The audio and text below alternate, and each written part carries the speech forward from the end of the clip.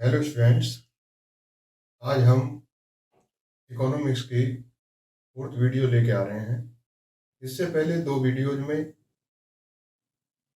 Economics के बारे में, इकोनॉमी के बारे में और इकोनॉमी कितने टाइप्स की होती हैं, उसमें सोशलिज्म और कम्युनिज्म, ये market economy, non market economy, उनके बारे में काफ़ी डिटेल से स्टडी की थी, डिटेल से चर्चा की गई थी।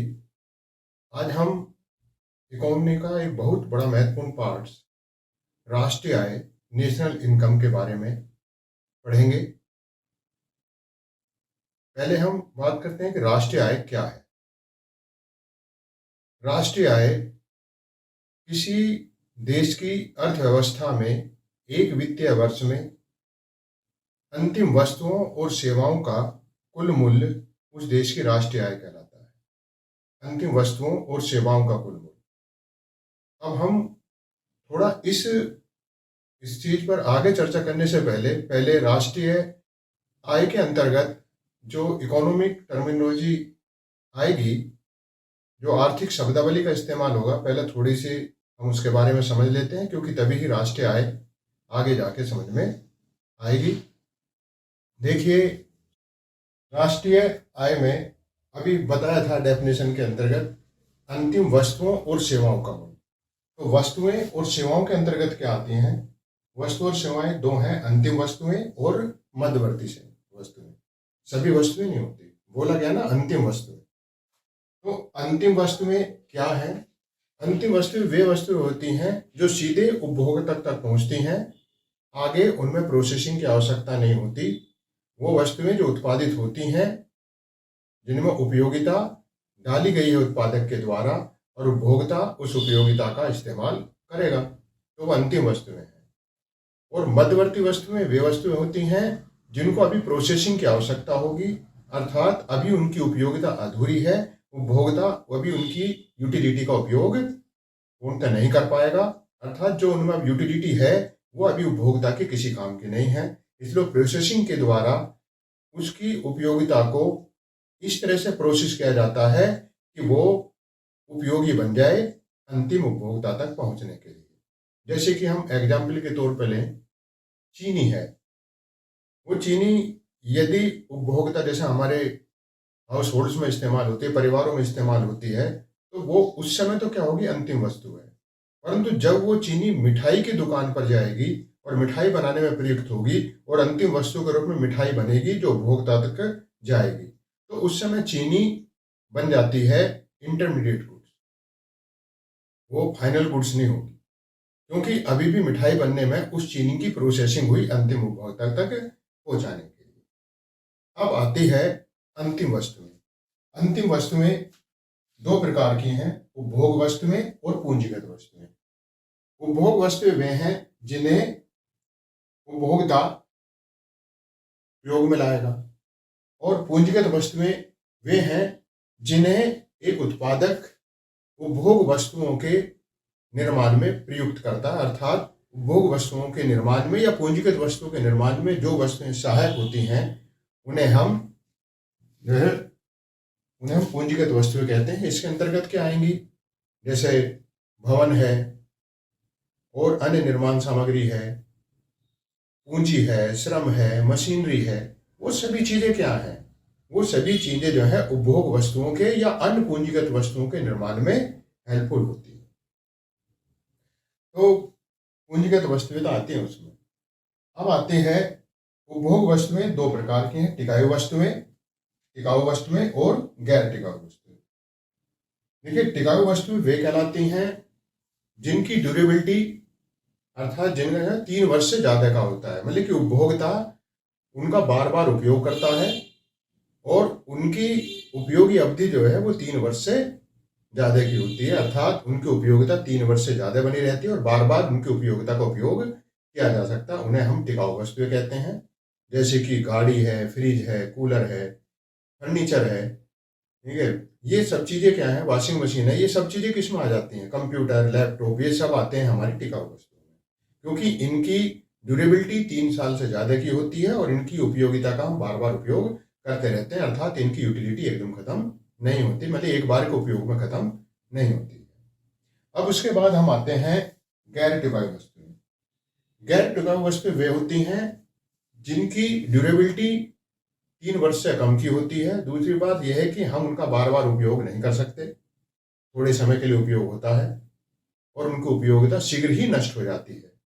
वो गैर टिकाऊ वस्तुओं के अंतर्गत आती हैं, जैसे कि कॉस्मेटिक गुड्स हैं, सौंदर्य प्रसाधन के सामान हो गए, खाने पीने का सामान हो गया, अनाज हो गया और कपड़े हो गए, दवाइयाँ हो गई। तो ये सब किसके अंतर्गत आती हैं? वो आती हैं हमारी गैर टिकाऊ वस्तुओं के अंतर्गत। अब गैर टिकाऊ वस्तुएं भी 2 प्रकार की होती हैं। एक तो होती हैं नॉर्मल गुड्स, सामान्य वस्तुएं, और दूसरी होती हैं इंफीरियर गुड्स, जिन्हें गिफिन वस्तुएं भी कहते हैं, गिफिन गुड्स भी कह देते हैं।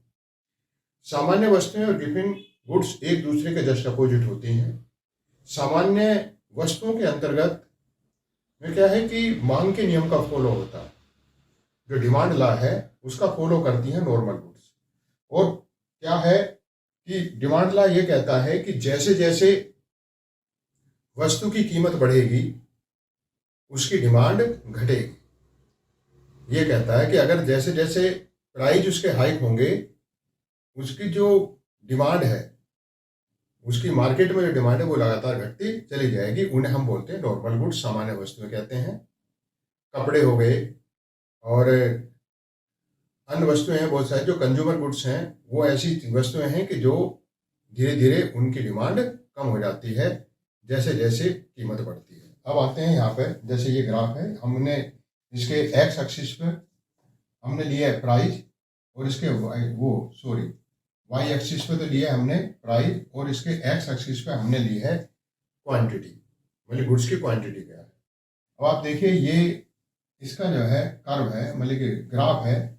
ग्राफ का हम करते हैं कि जब प्राइस कितनी है P1 है, उस समय कितनी है इसकी डिमांड क्वांटिटी कितनी है, उस समय Q1 है। परंतु जब प्राइस डाउन हो गए, कितने पे गिर गए P2 पर, तो क्वांटिटी जो डिमांड क्वांटिटी है वो बढ़कर हो गई Q। तो ये जो ये मांग वक्र है जिसे बोलते हैं डिमांड कर्व, तो ये डिमांड का ग्राफ है, तो इसमें नॉर्मल गुड्स का है। तो हम देख रहे हैं कि जैसे जैसे कीमत डाउन हो रही थी उसी अनुसार क्वांटिटी, जो डिमांड क्वांटिटी है वो इंक्रीज हो रही थी। अब जो गिफेन वस्तुएं हैं, गिफेन गुड्स अर्थात इंफीरियर गुड्स या निम्न निकृष्ट कोटि की वस्तुएं भी बोल देते हैं। देखिए गिफेन गुड्स, नॉर्मल गुड्स, वो उपभोक्ता की प्रवृत्ति पर भी निर्भर करते हैं। किसी एक कंज्यूमर के लिए या उपभोक्ता के लिए वही चीज इंफीरियर हो सकती है, गिफेन हो सकती है, इंफीरियर है गिफेन एक ही बात है, और या नॉर्मल हो सकती है, सामान्य वस्तु हो सकती है। नॉर्मल वस्तु के बारे में जैसे कि मैं आपको बता चुका हूँ कि नॉर्मल वस्तु वे हैं जो डिमांड लॉ का फॉलो करती है, मांग के नियम का फॉलो करती है। मांग का नियम ये है कि जैसे जैसे किसी वस्तु का प्राइस बढ़ेगा उसकी डिमांड कम होगी। परंतु गिफेन वस्तु मांग के नियम का फॉलो नहीं करती, वो मांग के नियम के जस्ट अपोजिट चलती। अर्थात यदि किसी वस्तु का प्राइस के साथ साथ, प्राइस बढ़ने के साथ साथ उसकी डिमांड भी बढ़ रही हो या प्राइस घटने के साथ साथ उसकी डिमांड भी कम हो रही हो, तो ऐसा करती हैं गिफेन वस्तुएं या इंफीरियर गुड्स। अब हम एक उदाहरण लेते हैं, एक एग्जाम्पल हम लेते हैं, वो है गेहूं और बाजरा। देखिए गेहूं नॉर्मल गुड्स के रूप में लिया गया है और बाजरा इंफीरियर गुड्स के रूप में अर्थात गिफेन गुड्स के रूप में लिया गया है।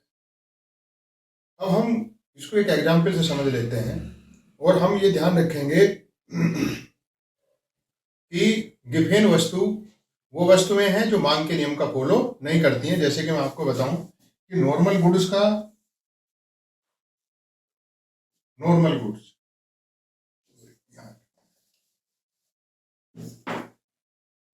गुड्स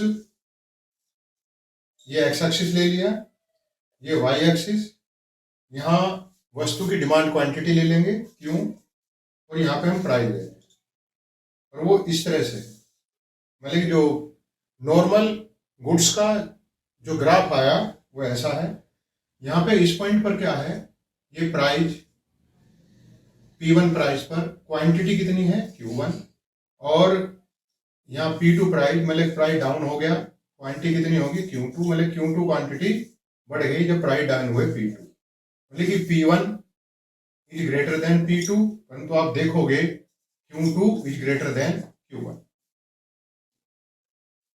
तो ये किसके लिए हो गया कर्व, नॉर्मल गुड्स के लिए, सामान्य वस्तु। ठीक है, अब हम लेते हैं Giffen goods. Giffen goods demand law का फॉलो नहीं करती है, वो इस तरह से है,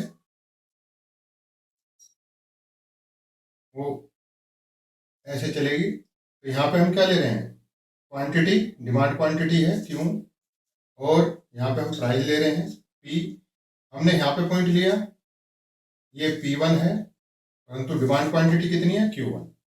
जब प्राइस यहाँ पे हम चले गए तो यहाँ प्राइस हाइक हो गया, बढ़ गया, और डिमांड क्वांटिटी कितनी होगी Q, इंक्रीज हो गई। देखो प्राइस भी इंक्रीज हो गया, P1 से क्या है, P1 से ग्रेटर देन है P2, तो आप यहाँ देख रहे हैं Q1 से ग्रेटर देन है Q, P1 is greater than मतलब इज लेस देन P2 और Q1 is less than Q2। वहां पे देख रहे हो आप कि P1 is greater than P2 और Q2 is greater than Q। तो ये जो कर्व है ये है गिफेन गुड्स के लिए।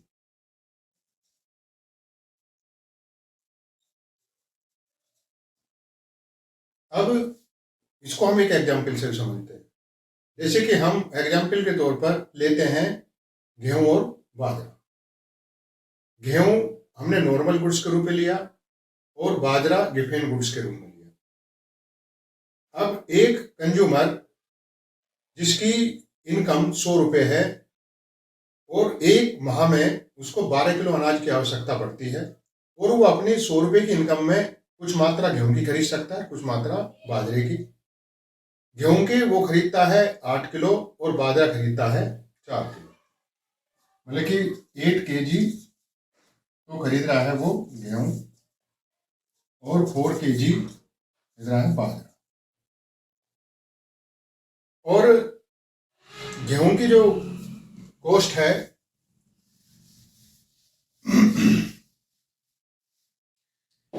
गेहूं की कॉस्ट है 10 रुपये पर केजी, ये तो गेहूं की कीमत है, और 5 रुपये पर केजी वो बाजरा की कीमत। अभी बताया था कि 8 किलो क्या खरीदता है गेहूं, तो 8 किलो वो गेहूं खरीदता है 10 के रेट से, तो 80 रुपये के हुए, और 4 किलो खरीदता है वो बाजरा 5 के रेट से, तो 20 रुपये के, तो 12 kg उसका टोटल अनाज हो गया गेहूं और बाजरा मिलकर। और यहाँ पर ये 100 रुपये, क्योंकि उसकी कुल इनकम कितनी है 100 रुपये, और वो 12 किलो अनाज की पूर्ति इस तरह से करता है। 12 किलो इसी कंडीशन में कर सकता है, क्योंकि अगर वो 12 के 10 रुपये पर केजी के हिसाब से गेहूं खरीदता तो 120 रुपये को तो है नहीं उसके पास में, तो उसे 12 किलो अनाज की आवश्यकता पड़ती है, तो वह 8 किलो गेहूं और 4 किलो बाजरा लेगा, तभी जाके वो 100 रुपये में अपने 12 किलो अनाज की पूर्ति कर सकता है। अब क्या हुआ कि बाजरे की कीमत डाउन हो गई और वो 5 रुपये के बजाय 2 रुपये पर केजी हो गया। तो अब उपभोक्ता क्या करेगा कि उसे तो 12 किलो अनाज ही चाहिए। अब कितनी होगी, गेहूं की कीमत तो वही है 10 रुपये पर केजी, परंतु बाजरा की कीमत डाउन हो गई, बाजरे की कीमत हो रही है अब 2 रुपये पर केजी। अब देखो, अब क्या करा उसने, कंज्यूमर ने, उसने 9.5 kg तो गेहूं ले लिए। 9.5 किलोग्राम गेहूं कितने के बैठेंगे, 9.5 किलोग्राम गेहूं 10 के हिसाब से ये हो गए 95 रुपये, और 2.5 किलो वो खरीदेगा बाजरा, 2.5 किलो बाजरा खरीदेगा, तो वो कितने का हो जाएगा, 2.5 × 2, तो ये हो गया 5 रुपये। अब कितना हो गया 95 और 5 100 हो गए, और ये कितना बैठा अनाज 12, इतना ही चाहिए। पर अब यहाँ सुन बात है कि देखिए, जब बाजरे की कीमत 5 रुपए पर केजी थी, उस समय वो ले रहा था 4 किलो बाजरा ले रहा था। और जब बाजरे की कीमत कितनी हो गई, 2 रुपए पर केजी हो गई। अब उसने क्या करा, बाजरे की कीमत क्या रह गई, 2.5 रुपए रह गई, मतलब सॉरी 2.5 किलो। इसका मतलब 1.5 किलो कम कर दिया उसने। और यहाँ पे देखिए बाजरे की कीमत भी कम हुई और उसकी डिमांड भी कंज्यूमर ने कम कर दी। तो हम ऐसी वस्तु में ये मांग के नियम का तो फॉलो कर ले रही। मांग का नियम तो ये कहता है कि जैसे जैसे कीमत बढ़ेगी डिमांड घटेगी, या जैसे जैसे कीमत घटेगी डिमांड बढ़ेगी। परंतु आप यहाँ देख रहे हैं कि बाजरे की कीमत कम हुई तो उसकी डिमांड भी कम हो गई। तो ऐसी वस्तुएं गिफिन वस्तुएं कहलाती हैं। और ये गिफिन वस्तुएं मैंने आपको बता दिया, ये कंज्यूमर की प्रवृत्ति पर निर्भर करती है, कंज्यूमर की टेंडेंसी पर निर्भर करती है कि कौन वस्तु कब गिफिन हो किसी कंज्यूमर के लिए और कब वो किसी कंज्यूमर के लिए नॉर्मल भी बन सकती है।